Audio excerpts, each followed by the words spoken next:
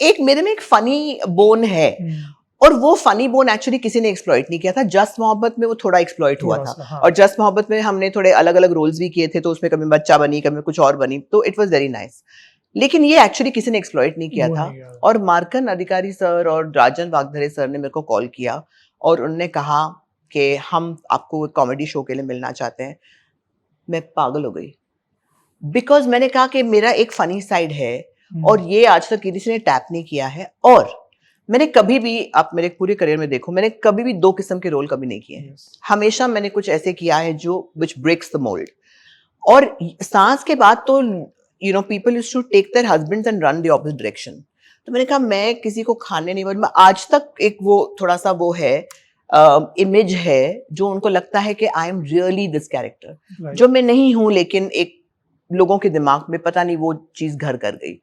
तो मैं कोशिश कर, मुझे लगा कि कुछ तो करना चाहिए जिससे ये इमेज ब्रेक हो, ये जो negative image of a horrible woman, just a nice sweet family girl with a mummy husband, ये वो जो अच्छी छुई मुई स्वीट, थोड़ी सी बिम्बेट, उसमें थोड़ी सी बिम्बेट भी है, थोड़ी सी इडियट टाइप है और फन है। फैबुलस स्टार कास्ट, सबके साथ काम करना, इनफैक्ट राकेश सर के साथ 10 साल काम करके कैसा लगा? इट्स नॉट इजी, एक ही चीज 10 साल आपको करनी है। तो आई थिंक मैं आपको ये बताना चाह रही हूँ कि बिगिनिंग ऑफ माय करियर से मुझे जिन लोगों के साथ काम करना मिला है, पंकज धीर, आप सोचो पंकज धीर कौन थे, अनंत महादेवन, दीप ढिलन, मतलब जो टेलीविजन के दिग्गज कलाकार थे। तो मेरा एक ड्रॉबैक जिसको बोल सकते हैं, शायद मेरा था ड्रॉबैक इनिशियली, क्योंकि मेरा फर्स्ट लैंग्वेज इंग्लिश था।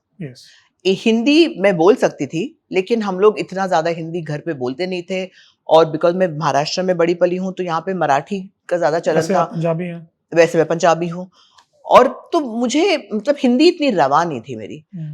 और आप सीरियल में काम करो तो वहां पे बहुत सारी सीरियल्स में वो इंग्लिश हम लोग बोल रहे थे, और वो इंग्लिश में मेरा बहुत अच्छा चलता था, बिकॉज मैं इंग्लिश बहुत अच्छे तरह से बोल सकती हूँ। अभी भी आप देख रहे हो कि मैं स्विच कर रही हूँ, लेकिन समझ में तो आ रहा है। आजकल सब इंग्लिश बोलते हैं, तो ऐसी कोई प्रॉब्लम है नहीं है। तो मेरी इंग्लिश ठीक थी। और यस बॉस के सेट पे फिर राकेश ने मेरे को बताया, यार तुम्हारा एक्सेंट पारसी है, तुम एक हिंदी शो कर रही हो, ये कहाँ पहुंचता है, और तुम इस पे अगर काम नहीं करोगी तो ये तुम्हारा ड्रॉबैक हो जाएगा, तुमको आगे जाके बहुत प्रॉब्लम्स होंगी। तो मतलब वो इतने प्यार से समझाते थे, इतना। और ऑब्वियसली उनके साथ आप मैंने ये जो है जिंदगी देखी थी, बाकी सारी चीजें देखी थी, इन लोगों के साथ काम करने के लिए मुझे एक चांस मिल रहा था, यही बहुत बड़ी चीज थी मेरे लिए। और उनको मैच करना, उनके लेवल पे रहना, और राजन जी ने और मार्कन जी ने मेरे अंदर एक फेथ डाला था। उन्होंने मेरे को पिकअप किया था, मुझे लगा था कि I should not let them down. इतने सारे लोग हैं जिनको वो ले सकते थे, जो कॉमेडी में दिग्गज हैं, जो नाम बना चुके हैं, लेकिन उन्होंने मेरे को एक चांस दिया, and I should not let them down, and I don't think I let them down. In fact यहाँ पर हम 2 लाइन इंसर्ट करेंगे, अब सुनिए राजन सर ने क्या कहा है, बहुत ही अच्छा कहा है कविता मैम के लिए। तो यू विल अंडरस्टैंड कि कैसे उन्होंने सोच के लिया, और अनकन्वेंशनल चॉइस थी, कन्वेंशनल कोई चॉइस नहीं थी। Just here from Rajan sir. मेरे को उस तरह का कैरेक्टर चाहिए कि जो लगे अंग्रेज लगे बाय डिफॉल्ट, बनी बनाई अंग्रेज, अर्बन जो एग्जैक्ट अर्बन मतलब जरा ऊपर के क्लास वाले।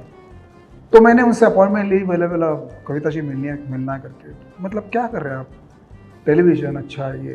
तो हम लोग बैंड्रा के होटल में मिले कविता जी से, तो वो सबसे पहले पूछने लगी आपको मेरा नाम क्यों याद है, कि ना मैंने कोई उस तरह से ये किया है, कॉमेडी आप करवा रहे हो।